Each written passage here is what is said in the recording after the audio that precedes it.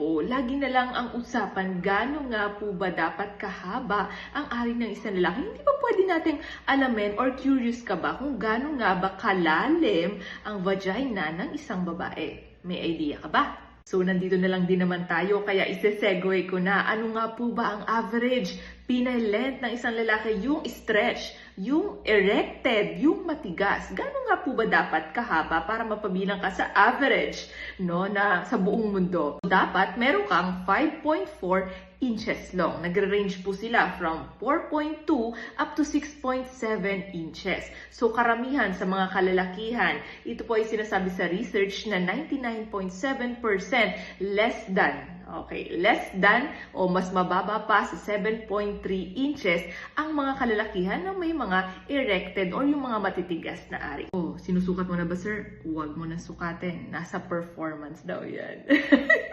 So ngayon, for sure, naku-curious ka na kung gaano nga ba kalalim ang butas. Ang ari ng isang babae. Kung suwak ba, or bitin, kapos, sobra.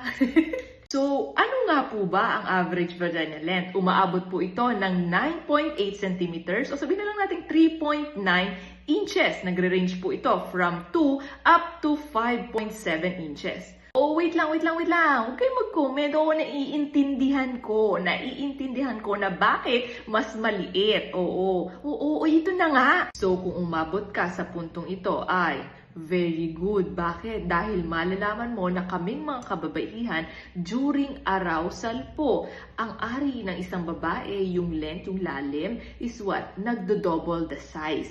So, ibig sabihin, kung ang average ng vaginal length ay umaabot ng 3.9 inches long or inches deep, it double the sizes. Pwedeng umabot ng up to 7 inches yung kanyang lalim. Para saan? Anong reason? Bakit magkailangan doblehin pa? To accommodate po yung papasok. Siyempre, kung si sir naman po ay biniyayaan ng 6 up to 7 inches long ang kanyang ari, ay kakayanin ng kanyang partner. Pero huwag kakalimutan ang foreplay. Habaan nyo ang inyong pasensya para po si madam ay mag-double the size ang kanyang ari nang hindi po siya masaktan.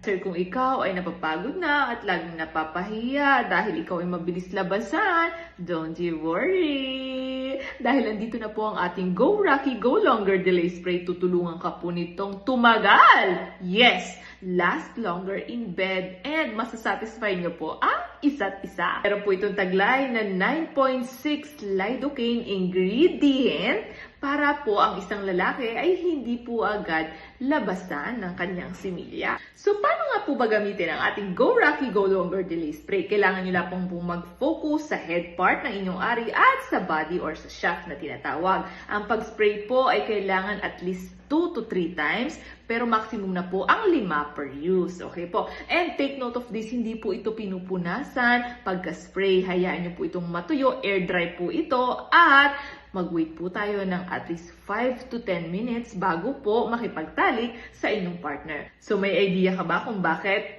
Para po hindi matransfer yung pamamanhid sa inyong partner. Madam, question, pwede po ba ito gamitan ng tinatawag na lube or pampadulas or even po yung condom na tinatawag? The answer is yes po. Compatible po ang ating Go Rocky Go Longer Delay Spray sa latex condom.